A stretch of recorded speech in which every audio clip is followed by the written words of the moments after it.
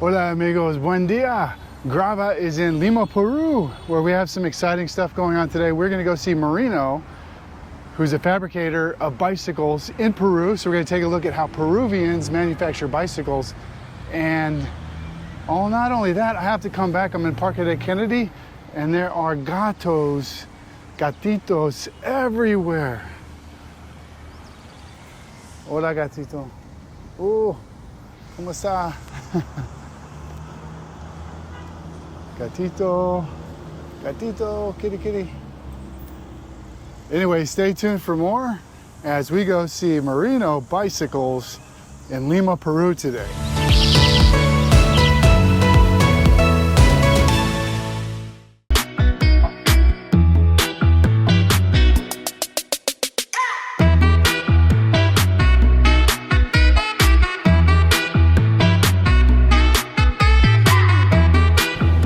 So we are taking a taxi to go see Marino, and I have to say that before we actually get into the interview with Marino, I have to mention something that we're kind of lucky to actually be able to talk to Marino.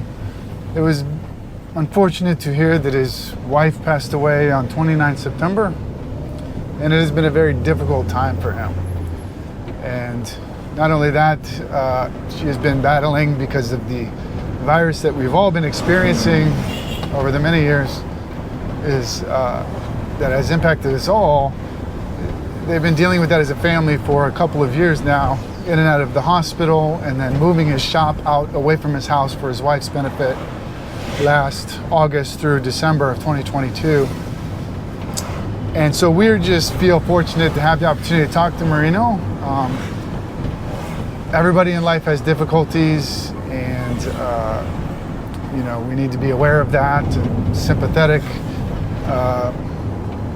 because even though we all live around the world, we're all the same people, really, with the same feelings and the same things happening to us. So we are going to keep moving down the road, and I'm excited to meet Marino for the first time and do a tour of his factory. So this is arroz. Ceviche. Pescado, ceviche. Y ese es chicharrón. Okay. Chicharrón is So I'm just going to have you say it. So, fried chicken. okay, everybody. So I found Marino, and we decided we're going to go get lunch first, and then we'll go take a look at the shop.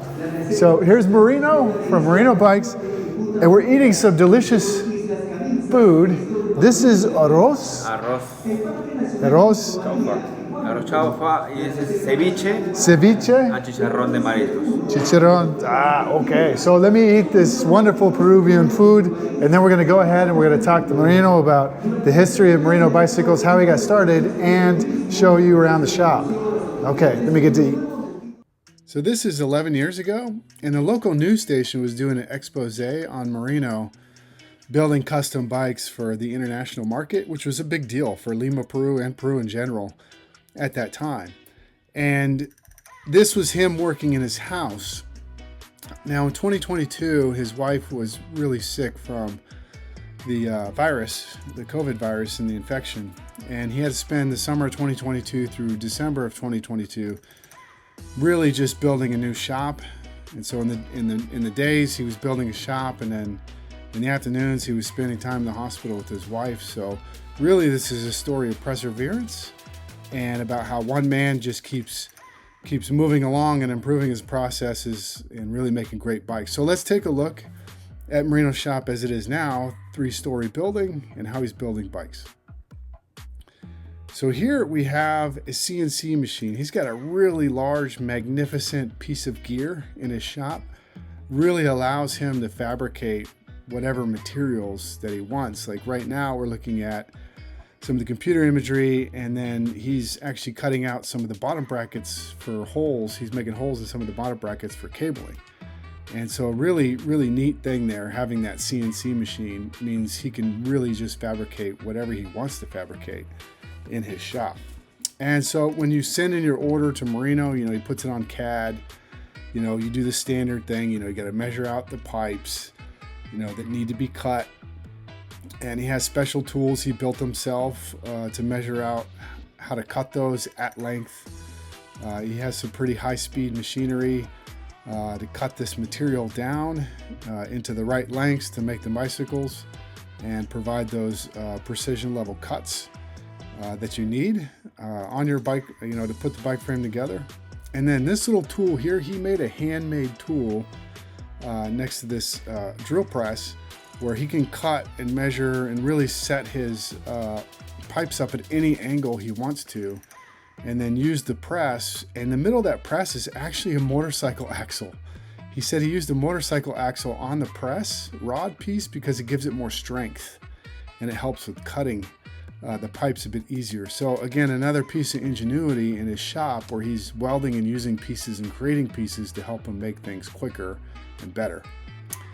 He's got a full-size pipe bending machine. Again, so many toys here. It's just really fun to be around his shop.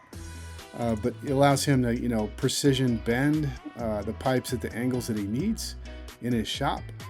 As we see here is an example of him just bending a pipe for me. I don't know if it's going on a bike. He might have just been showing it to me, but really clean, smooth bends, no creases. And then another fantastic machine is he doesn't have to order reduced pipes. This machine is actually reducing the size of the pipe itself.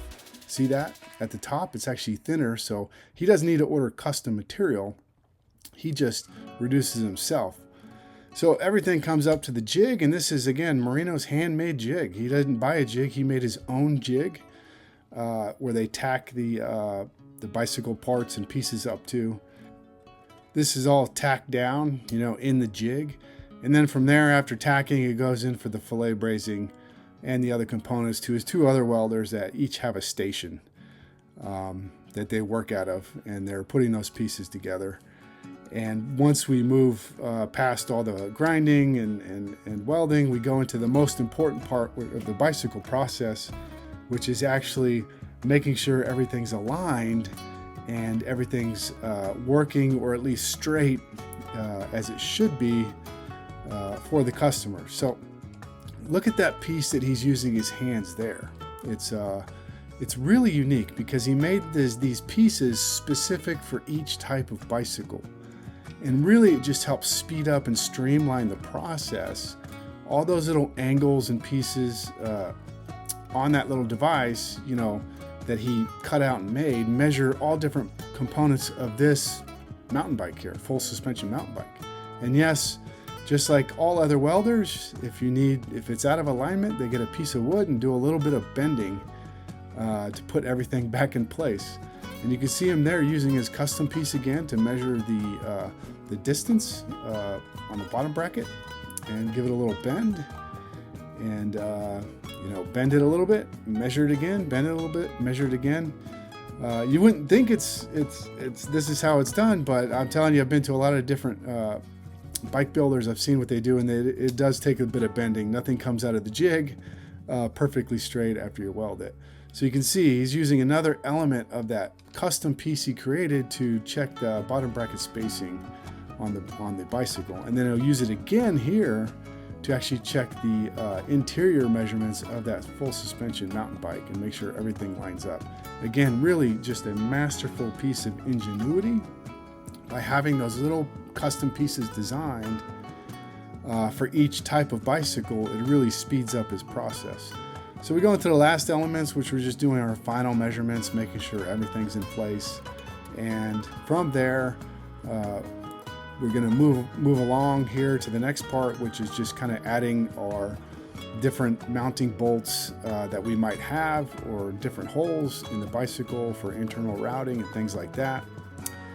Just using simple tools as such, in drilling holes into the chromoly there.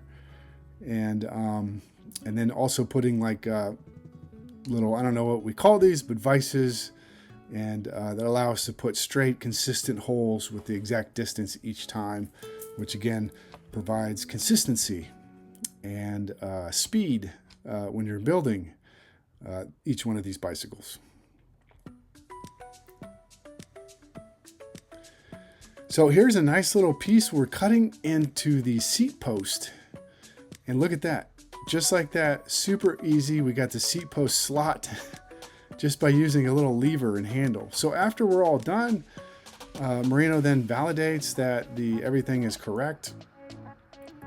With the dimensions, stuffs your personalized dimensions into the bicycle, and it gets prepped at this point for painting. So Marino only uses powder coating, so you're only looking at one color of paint with the powder coating. And we have an example of a bike here. It's already painted, but we're going to get a clear coat on this. So the powder is going to look different here with the clear coat. As the painter gets ready in the paint booth, he's going to end up spraying it's going to look like a white powder across the frame and get that ready to be cooked on. So powder coating is really simple to do. It's durable, it's easy. You kind of just cook it onto the bicycle itself using heat treatment. And there we go. There's our powder coating for our clear coat on the bicycle. Nice and easy, just shooting the powder around it. It's as simple as that.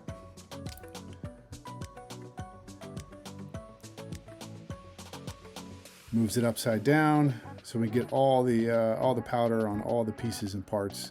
And then from here, we have another. It's just a giant oven. You know, we put there's flames underneath that heat this oven up. We put the powder coated bicycle frame into the oven. And then we cook on that powder coating at a temperature that's measured inside the oven. We'll take a look here, look inside and see that white powder is kind of gone. Now it's got a nice clear coat on it. And after the bicycle cools down, we have the next stage, which is the final prep stage, taking all the bolts we had put in place to kind of protect the bolt holes from the powder coating. And then it goes up and it's ready to showcase to the customer.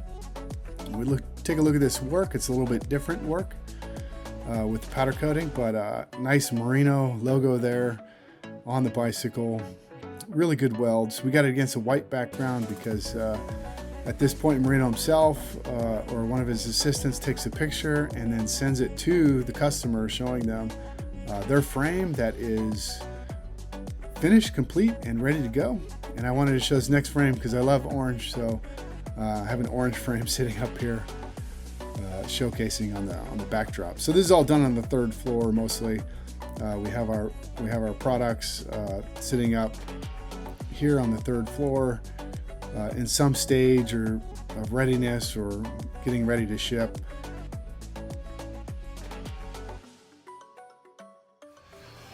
Hello everybody, so we are at Marino's shop in Lima, Peru, and I've had the opportunity to sit here with Marino and his employees that are working with him building these magnificent bicycles for all of you out there, and I'll talk about all that footage I've got and all the different processes he has on building bicycles. And with all of that, I mean, Marino's given me almost a bunch of hours during his day, so thank you for that, giving me your time, showing me around. And I think everybody should know, like, how did you start? Because you told me 15 years. Can you tell everybody out there, how did you begin building bicycles and how did you turn this into like a job? Yes, hello everyone. Nice to meet you, to welcome to Peru. I'm speaking in Spanish because my natural language. Yo empecé de muy joven, del colegio, ya. Siempre por un tema de hobby, porque practicaba trial. Es un deporte el cual no lleva asiento, entonces no encontraba la bicicleta adecuada para mí. Entonces en el taller de mi padre, que también tenía soldadura, torno, empecé a fabricar mi propio chasis, un chasis bien básico.